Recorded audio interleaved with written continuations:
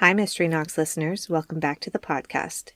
For today's case, we're going to talk about going missing in the Alaskan wilderness, specifically going missing in an area people call the Alaska Triangle, also known as the Devil's Triangle, to emphasize how sinister it is. Since 1988, more than 16,000 people have gone missing in this area. Most people have heard of the Bermuda Triangle, and we already told you all about Ireland's vanishing triangle. Now it's Alaska's turn. This is the case of the Alaska Triangle.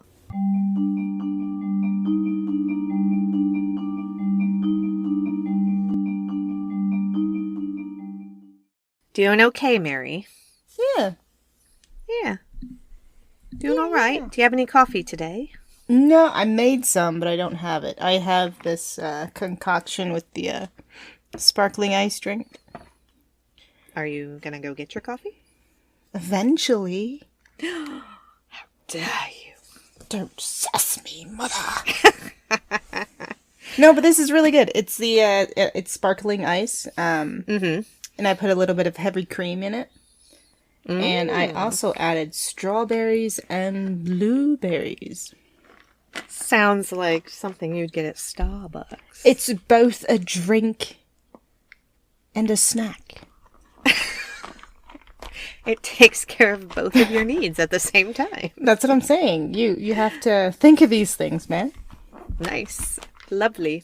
It's like, I'm hungry. I just got need my a snack. typical... Oh, wait. I have it right here in my drink. What do you got?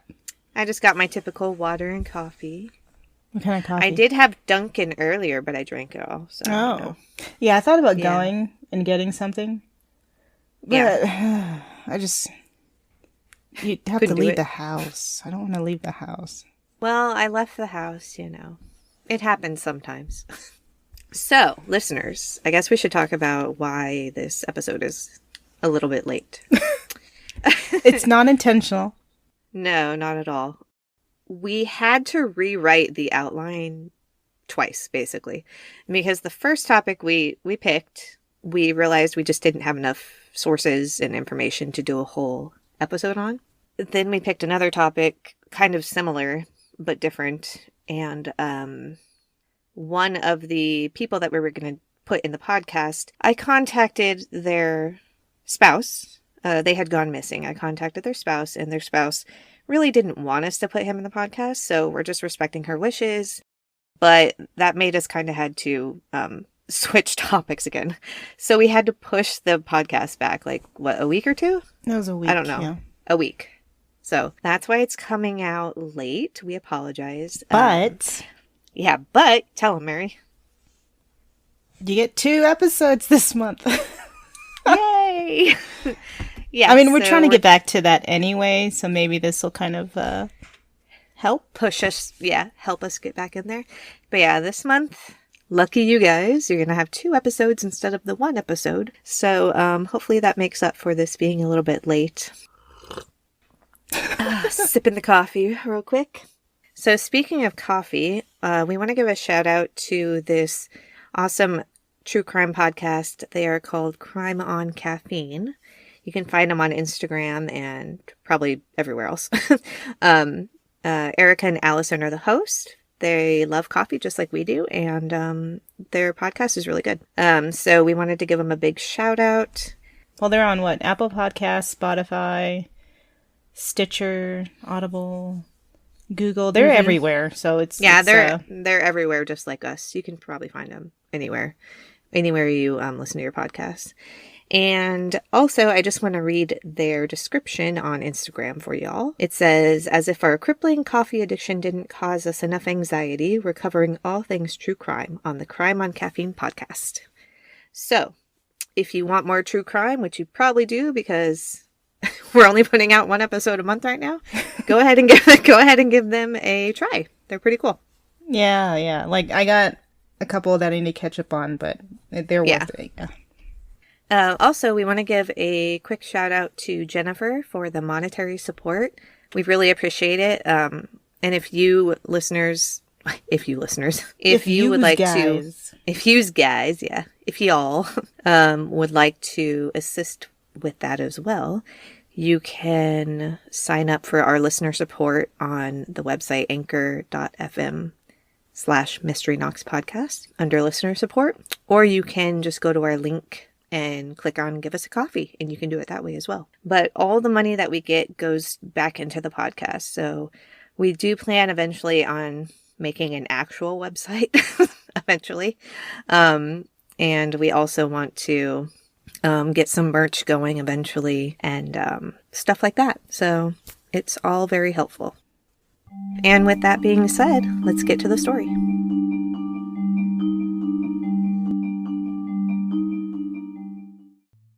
Beautiful Alaska. It's twice the size of Texas, yet is one of the least populated states in the country. It's also home to over 100,000 glaciers and 17 of the highest peaks in the nation. Alaska is a beautiful state, but it's also hiding a big secret. According to sources, quote, Alaska has the highest missing rate across the country, with 41.8 missing people per 100,000 of the population, end quote. That's 5 of every 1,000 people, nearly 5 times higher than California's missing persons rate, and higher than twice the national missing persons.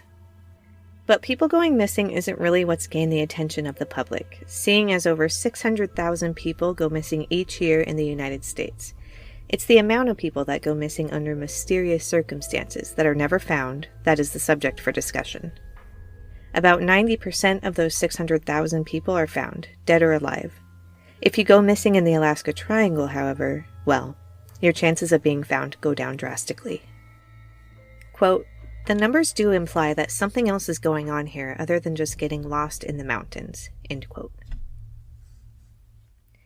The Alaska Triangle is bounded by the lines between Anchorage, Juneau, and 𝒊𝒈𝒊𝒒, the city formerly known as Barrow until 2016. 𝒊𝒈𝒊𝒒. Mary likes saying 𝒊𝒈𝒊𝒒. It sounds pretty cool. Like, at first I was like, I don't know. This is very intimidating. And then I learned how it's said, and now I like it.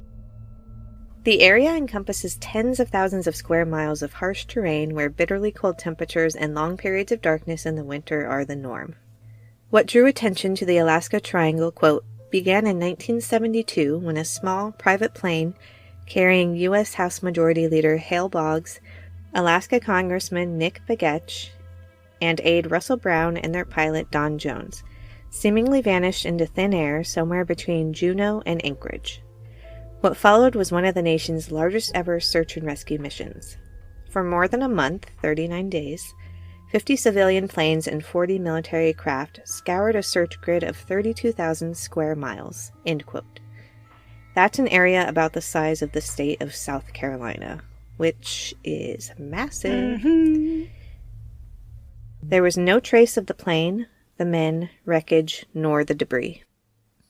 Quote, no evidence of the plane was found. Men were eventually declared dead.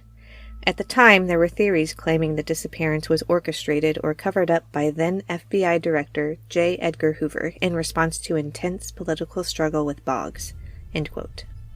Boggs also apparently disagreed with the majority of the Warren Commission, which was charged to investigate President JFK's death. Most of them supported the one-bullet thesis, pointing to one killer. Boggs, however, disagreed. Could this have contributed to his death? Regardless, the disappearance of their plane prompted Congress to pass a law mandating the installation of emergency locator transmitters in all U.S. civil aircrafts. So to me, that's kind of crazy, because I know Alaska is massive, but I feel like with that many people searching that specific area for that long, something should have been found. No, yeah, exactly. But it's huge, though. I mean, it just depends. Well, this was, what time frame was this? January? Yeah, so it's still winter, so I don't know. And I guess I didn't realize at first how big the area was. But then when I looked it up and they were like, yeah, it's like the size of South Carolina, I was like, well, that's massive. Mm-hmm. That is a big search area. Yeah. So now, I mean, when I think about it like that, then I was like, okay, I can see why they might have missed something. But yeah, it was interesting. The disappearance of Boggs, Begich, Brown, and Jones may have been what first drew attention to the Alaska Triangle, but there were strange disappearances happening way before 1972. One such strange disappearance happened on January 26, 1950, when a U.S. Air Force plane carrying 44 people on board, 8 crew members and 36 passengers, disappeared on a flight from Anchorage to either Montana or Minnesota. Different sources said different things, but the more reliable source, I would say, said Montana, so I'm just gonna go with that, but I figured I'd put both of them in just in case. Either way, about 2 hours after the flight took off, the plane reported they were on track. After that initial message, they were never heard from again, and the plane never reached its destination. According to an article from TravelChannel.com, quote, more than 75 U.S. and Canadian aircraft participated in the search for the missing plane, but the aircraft and its passengers were never seen again, end quote. On February 20th, the search was called off. Everyone aboard the plane was presumed dead. It is considered one of the largest groups of American military personnel to ever go missing. What's strange is, according to an article from militaryhistoryfandom.com, quote, there were 2 contemporary reports of unidentified flying objects by officers stationed at Elmendorf Air Force Base, the first a week before the disappearance and the second 2 days after the disappearance, end quote. And for those that don't know, like myself, Elmendorf Air Force Base is located in Anchorage. As for the reports, a Sergeant William Y. Harrell stated that he saw 2 UFOs, quote, hovering over a hangar and emitting green light, end quote. This report was backed up by other soldiers on the base. Another report from Lieutenant Colonel Lester F. Matheson stated he saw, quote, 3 orange cigar-shaped UFOs flying in tandem above the base, end quote. In the last report, it's unclear if other soldiers were around to back up the statement. However, both of the reports were investigated by the Alaskan Air Command. They ruled that the objects, quote, were neither weather phenomena nor recognized aircraft, end quote. What's even weirder, it's reported that the last UFO sighting by the lieutenant colonel was said to have happened within hours after the last radio contact with the airplane. So, what do you think of that, Mary? Honestly, if it's over a military base, I wouldn't rule it out. Yeah. There's some sketchy shit, always around a military base. So, yeah. But I don't know if it's UFOs per se, but it could definitely have been something. Yeah, and I do find it very weird that that last report about the UFO sighting was just hours after the last contact with the airplane. I'm like, I guess it could be coincidence, but maybe not. But yeah, we'll talk more about this in theories when we come to that. But yeah, just I don't think we've talked about UFOs before on this podcast, have we? We kind of have. It's like we kind of just brush over it because a lot of what we talk about, I mean, that's like the first go-to thing people want to talk about. It's always instant UFOs. It's always aliens, yeah. Oh, like in, I remember when we talked about it, it was the Dyatlov Pass was one of the episodes where that came up as well. Yeah, and like with that one, that was obviously more, well, yeah. If you haven't listened to that episode, by the way, go listen. Yeah, I think that's one of our better... One of the best ones, I think. One of the best ones. Can't really see better ones because we were just started. But yeah, that's kind of one of my favorites that we've done so far. Yeah, it was one of my... Even though I struggled with the names. Well, those were hard names. But it was one of my, I think, favorite cases that we've done so far. It was just really fascinating. And the theories are just like, it's crazy. So yeah, go listen to that one once you're done with this one. So, moving on. In 2012, the family members of the missing servicemen started a petition to have the search resumed for the remains of their loved ones. I don't know if it actually went through. I couldn't find anything on that. But, yeah, they did try to do that in 2012. So hopefully it went through for them. I mean, I'm not sure if they are going to find anything because this happened in 1950. Yeah, I think that'd be kind of hard to dig up anything. Yeah, but I guess you never know. Crazier things have happened. But I will say, I do find this disappearance even crazier than the first one we talked about. Just because, one, this plane was huge, much bigger than the private plane. And also, it's an Air Force One plane. Yeah. Which is like, presidential. So, yeah, I found that very, very, very odd. And the fact that you don't really hear much about it is the other thing. Yeah, I had no idea that this had even happened before. You would think there would be more about it, but I mean, I realized it was in 1950, but again, that wasn't that long ago. So the next disappearance we're going to talk about is actually, it's not a plane, it's of a person. Richard Griffiths went missing in September 2006 at the age of 47. Griffiths had lived in many places, including Florida, New York, Washington, and California, before making his way to Alaska. He had invented a survival cocoon for people to help protect them from the elements when they were camping, hiking, or just traveling in the wild. He wanted to head into the wilderness to test it out, and there's no better place to do that than the wilderness of Alaska. But seriously, just to get an idea of how big and wild this place actually is, there's an article from ADN.com, which is Anchorage Daily News, and they state this, quote, Wrangell St. Elias and Kluane meet at the U.S.-Canada border, then link with Glacier Bay National Park farther south and a Yukon Territory Park to the east to form the largest wilderness preserve in North America. Spread across almost 38,000 square miles of mountaintops, glacier ice, forests, and slopes thick with brush, the Kluane, Wrangell St. Elias, Glacier Bay, and, forgive me if I get this name wrong, Tatshashini, Alesk World Heritage Site, is larger than the state of Maine and far wilder. Far, far wilder. Nobody knows for sure how many people have gone into the wild here and never come out. End quote. So wait, is the park in the triangle, Glacier Bay? Is it like borderline or in it or? So I looked it up and it is basically half in and half out of the triangle. It really depends on where you are in the park. So it's, half of it is, I would say. Well, that explains some stuff that we came across then. Because originally we were going to do some missing persons over in Glacier Bay. Mm-hmm. But now it makes sense why we can't find a whole lot. After Griffiths was dropped off on the side of the Alaska Highway, he stopped at a lodge near the White River. Griffiths spoke to some people and let them know he planned to hike up the river to a small town called McCarthy, which is in the Wrangell St. Elias Park in Alaska. Now, I looked this up on the map, and you guessed it. It's more toward the bottom of the triangle, but it's in it. After Griffiths left on his journey, he nor his survival cocoon were ever seen again. Weirdly, no one reported him missing for a year, which I found rather concerning. Just a little. But what I'm about to tell you kind of explains it, but it does not explain it totally. So, in an interview with Sergeant Ben Sewell from the CMP in regards to Griffiths, he states, in all likelihood, he went missing in September 2006, but it was not reported until August 2007, and he never told anyone where he was going. End quote. All right, so I'm not laughing, but I'm laughing because, dude, that sucks. Mm-hmm.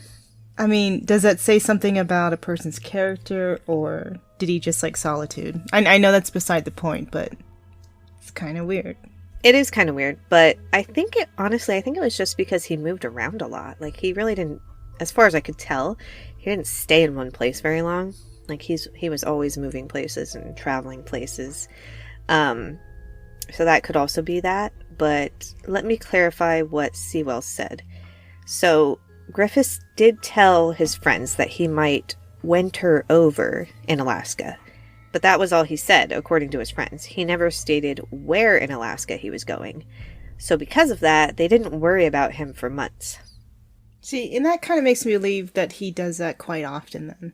Right. Yeah, most likely. But still, you check in, you're going to the wilderness. Right? That's what you tell me to do. Tell someone where you're going. Yes. But again, like, I get them not worrying about him for a couple of months because he said he was going to be there in the winter, most likely. But, like, after the winter is over, don't you think it would have been a little bit worrisome not to hear from him? I just feel like it's crazy that it took a year to report him missing. That sucks. If I ever go missing, ASAP, okay? ASAP that shit. Oh, I will. Don't you worry.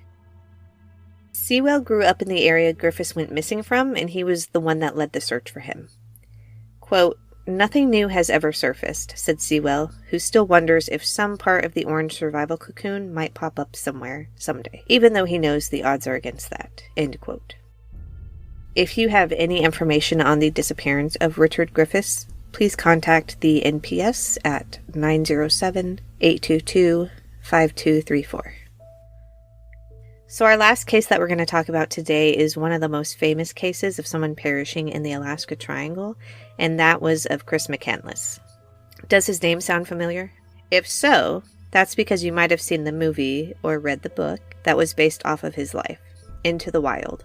Now, Chris is one of the people who was actually found, but some still have speculation around his death, mainly because it's unknown if Chris knew he was eating poison berries and seeds. Was he delirious or not? Most experts seem to agree that Chris starved to death after getting trapped in the wilderness, but it was also found that he had been eating potato seeds, which were slowly poisoning him. Eventually, he was too weak to even walk out of the bus he was using for the shelter. Chris left his old life behind in 1992 to go find himself, and he ended up making his way to Denali National Park, which is smack dab in the middle of the Alaska Triangle. His last known words were written on the back of a page from a book. Quote, "I have had a happy life, and thank the Lord. Goodbye, and may God bless all." End quote. So something I found fascinating about Chris's story is people who idolized him, they would try to go to Alaska, to Denali, and find the bus that he actually lived in for those, I believe it was 113 days or something like that, that he lived there. But yeah, they would try to and go find the bus and, just to, I don't know, pay their respects or see where he lived in the wild. But what ended up happening is a lot of these people obviously were not prepared for the Alaskan wilderness. And so they kept getting into trouble. Like, they would get in trouble in the river that was near there, or something would happen. And the search and rescue people were always rescuing people that were trying to go to this bus. So what they ended up doing is they moved the bus to a museum. And now if you want to go see the bus that Chris was in, you can see it at a museum. What about what the locals thought of him? Because the book is very different than the movie. It didn't piss me off, but I was like, there was so much that you could have done. Right. In terms of survival, but also, no one really knows how long you're going to be out there. Yeah, the thing that I found when researching his story is a lot of the Alaskan locals around that area, they were getting really kind of fed up with people trekking out there and calling him like an inspiration or something like that to them, because really they said what he did was just, not the smartest thing. He wasn't really prepared for all of this and for living out in the wilderness. And obviously that showed because of what happened to him.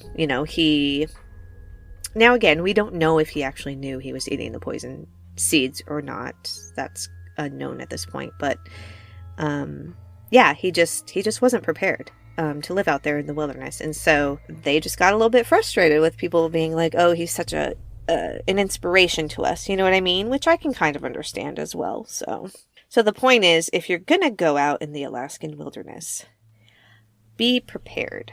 Or any sort of outdoorsy thing. Yeah, any sort of wilderness. Be prepared. Carry extra stuff. I know the weight will be an issue, but if something happens, it's gonna be worth it. Right. Yeah, carry extra stuff. Make sure you tell people where you're going. All that good stuff. So these are just a few of the strange disappearances that have happened in the Alaska Triangle. There are so many more that we have not even covered. I think this is going to be the start of something. Yeah, I think so too. I mean, maybe if you listeners really like this episode, just let us know and we can do more on the Alaska Triangle, because there's so much more that we haven't even covered yet. After the break, we'll discuss the multiple theories surrounding this case. Stay with us. Now back to the case. There's a little bit of everything when it comes to theories. From aliens, Bigfoot, local lore, even a mention of a vortex, an FBI cover-up to the most logical factor of harsh landscapes and unforgiving weather. But one thing's for sure, when it all comes down to it, it's just fucking weird. And weird isn't even the right word for it. Perplexing? Mysterious? Strange? Aliens. I think we've covered enough on this, which honestly is understandable that would be the first thought. So let's skip to the next, unless you had something to add, Kim? We kind of talked a little bit about it in the beginning, but I want to go back to this story about the military guys talking about the UFO encounters. How can I explain this?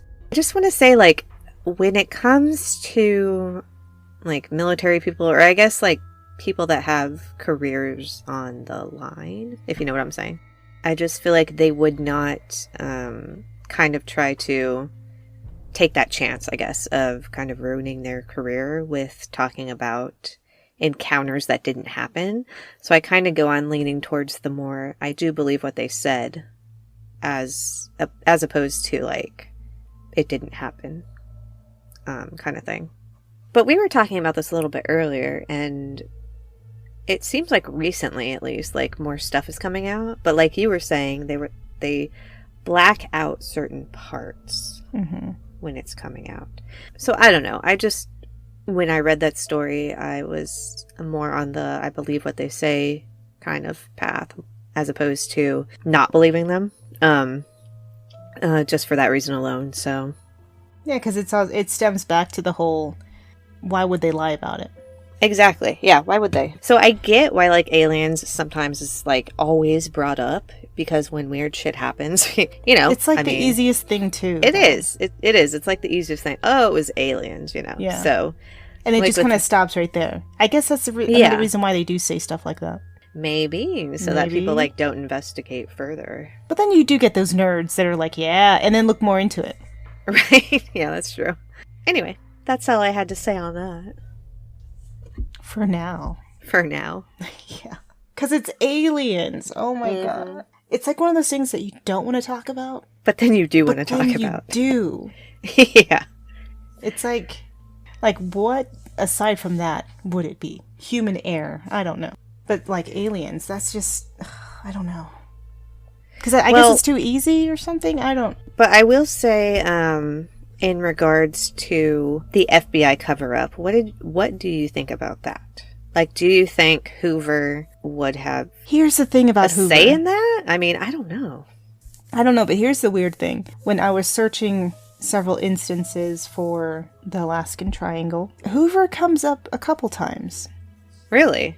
Which I found to be kind of weird. Yeah, it was another, like, plane disappearance, and his name was brought into it again, and I'm like, what's going on here? But I never went further than that because it wasn't the case I was looking into. Right. But I just thought I should mention that was kind of weird. That is strange. It's just so hard, though, for me to wrap my head around them doing something like that to these people, just because Boggs was like, you know, I don't agree with the one bullet theory. And, like, I want to probe more into it and research more into JFK's death. And then. But isn't that, I mean, it's JFK. Yeah. You know? And things in general, when it comes to government, when you get too close to something happens. Yeah. Not all the time, obviously. But it's just kind of funny how things work out the way they do in terms of, like, political government things. Yeah, that's true. Either way, it's all very fascinating to me, the theories and stuff, even if I don't completely believe some of them. Yeah.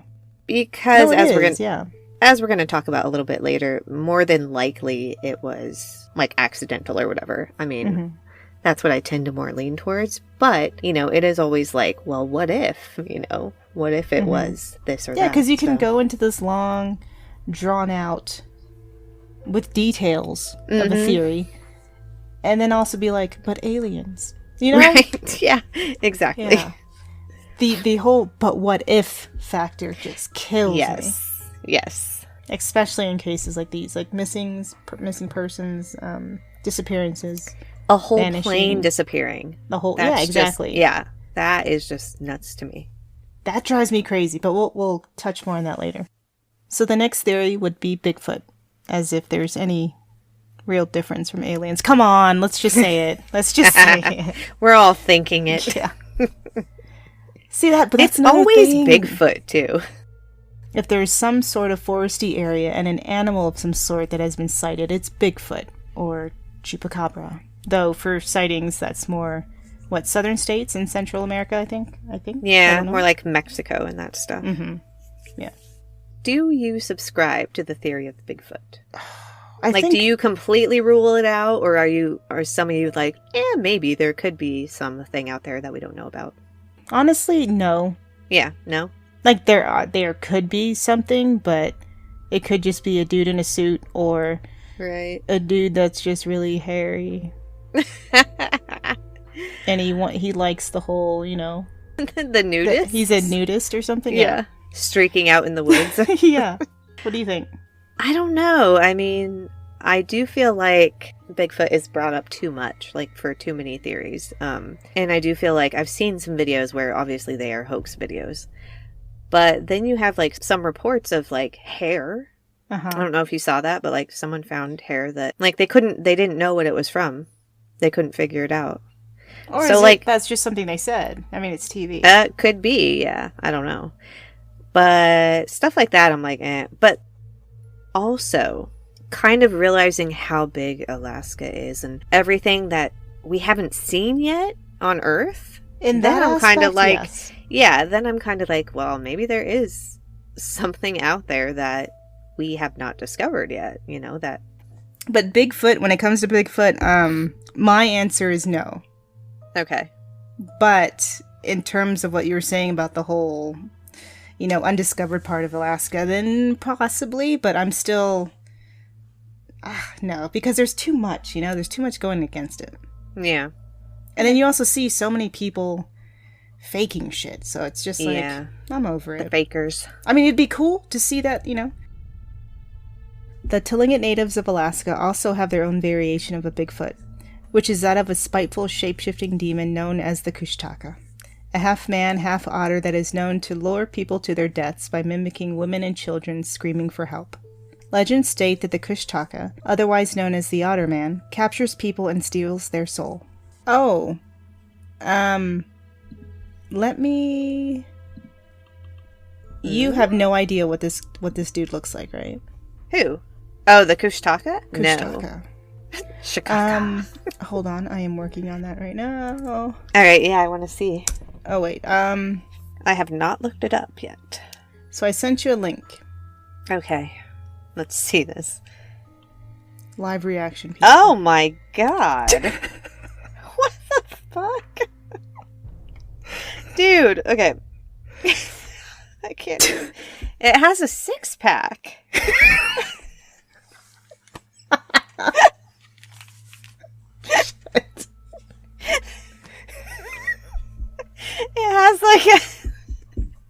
It has like a Henry Cavill body.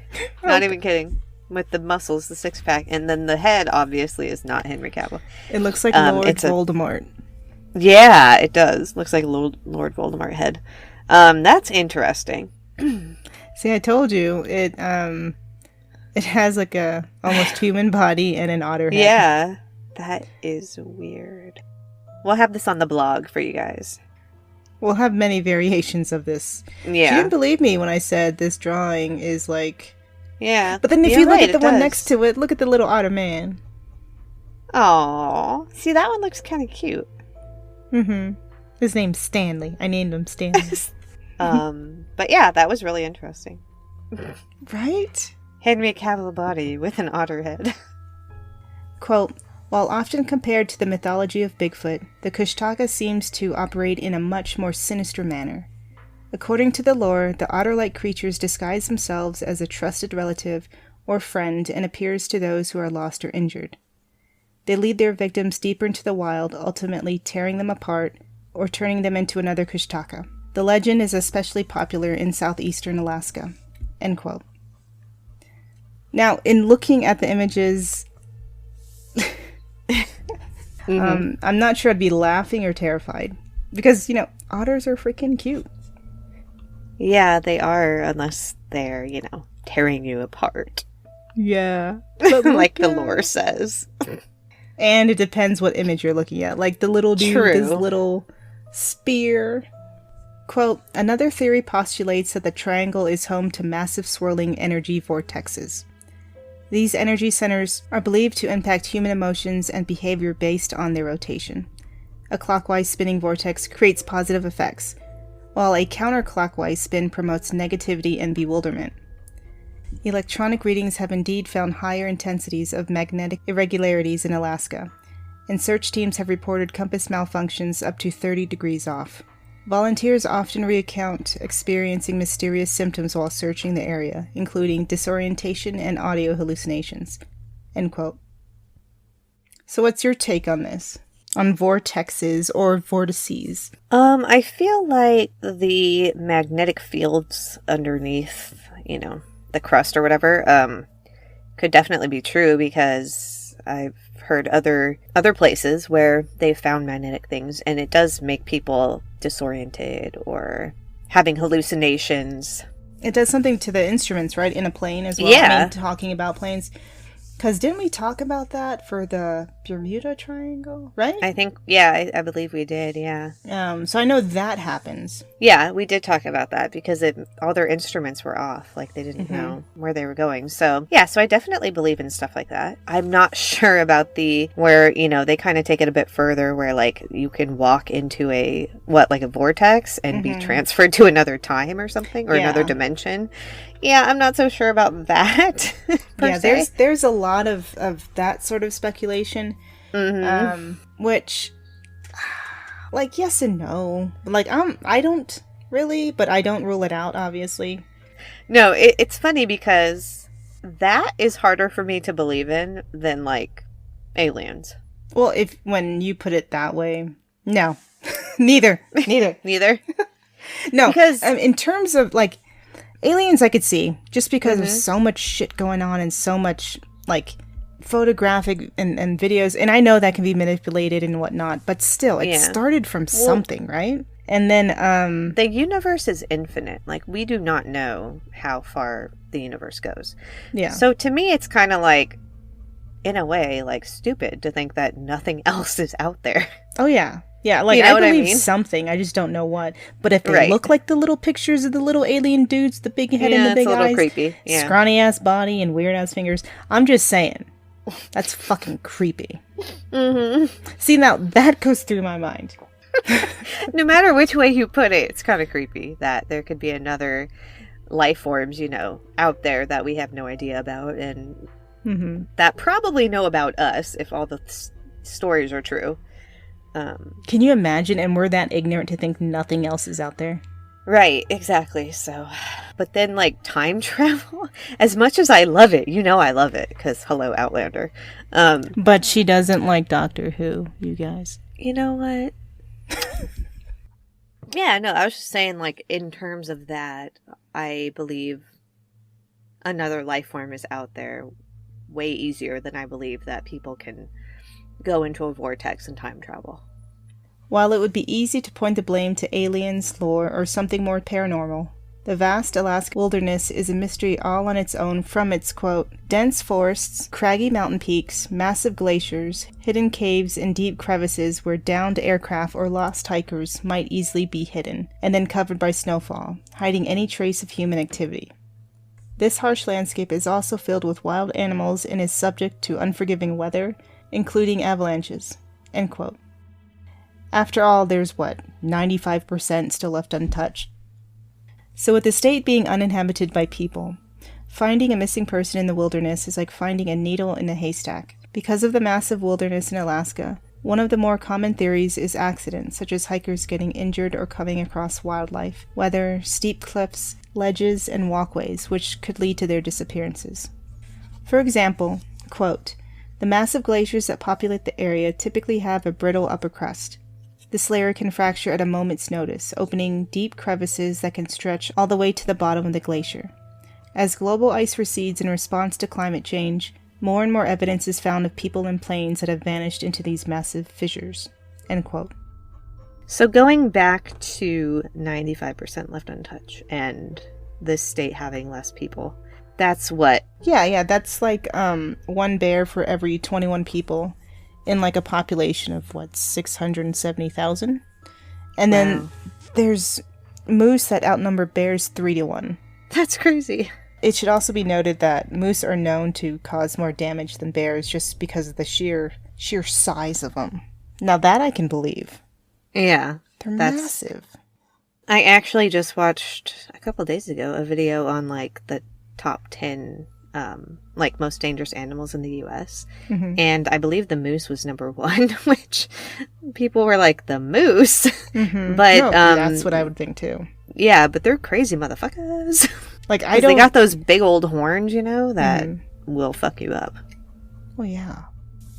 But anyway. Yeah, but going back to the whole, like, nature aspect and glaciers and stuff. I mean, that makes sense, though. In general, you see those things just falling apart anyway.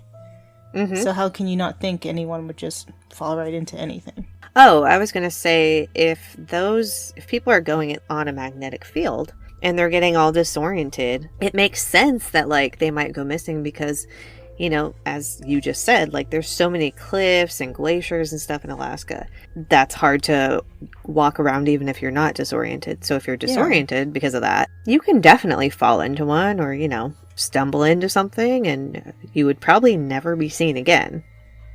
So in general, there's still many parts of the world that people haven't discovered, from deep into the jungles and forests to the depths of the ocean.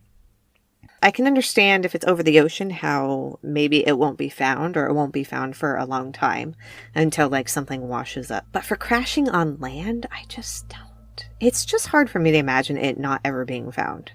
I think it will eventually, just not now. I mean, it would depend on... because like it said, you know, avalanches and whatnot. Saying a plane crashed, then it snowed. Avalanche. Right. And even without snow, there can be a rock slide and cover up more stuff. Yeah, that's true. Or, like, you know, down cracks and crevices, and that's the same thing. That's the same thing. I think if things are meant to be found, they will be, in some aspects. So it's highly plausible that because it's unknown territory, when there is a search and rescue, they simply aren't searching all possible spots, because they are simply unknown. Another possibility is the human factor. Serial killer Robert Butcher Baker Hansen ring a bell? In fact, homicide would be my second guess as to why people go missing. Missing cases have said to be around 2,000 people, most feared dead every year in Alaska than any other state. And in some instances, remains will never be found. There are simply too many possibilities or places for a person to disappear. But in terms of bodies, as to reason why, like, some people can be found, I was reading that because it's so cold, the bodies simply sink to the bottom. And that's why we haven't seen them or found them.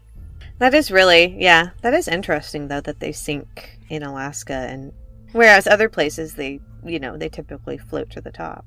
Mm-hmm. And then you think about all the other places, like we've talked about, the glaciers, the crevices. Crevasse. The crevasse. Everything like that. And it's pretty clear why a lot of bodies are not found, because there's so many places to put them, to hide them. Alaska attracts certain kinds of people, not just loners and misfits, but explorers and adventurers as well. Anyone drawn to the wild, wide open spaces. And if anything is for certain, nature, while beautiful, can also be unforgiving, even to the utmost experienced pilot, hiker, or outdoorsman. The wilderness of Alaska is a vast and beautiful death trap. Alright, Mystery Knox listeners, that's it for our case today. Thank you so much for joining us. As always, we'd love to hear your ideas and or theories on this case, so let us know on our Instagram and Facebook at Mystery Knox Podcast, on Twitter at Mystery Knox Pod, or send us a voice message on anchor.fm/Mystery Knox Podcast. A list of our sources and the pictures from this case can be found on our blog at mysteryknoxpodcast.wordpress.com. Your support is always appreciated, so if you enjoyed what you've heard, please let us know by giving us a review on Anchor, Spotify, Apple Podcast, or wherever you listen to your podcast. We'll see you on our next episode, and remember, stay weird, stay curious.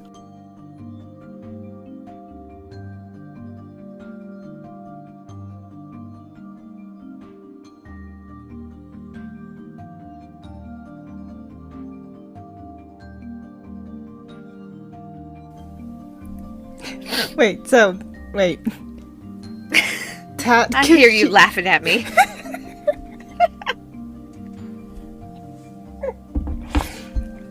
It reminds me of that Ace Ventura where he's trying to say that one word.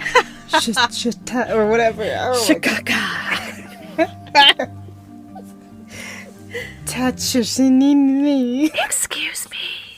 Your balls are showing.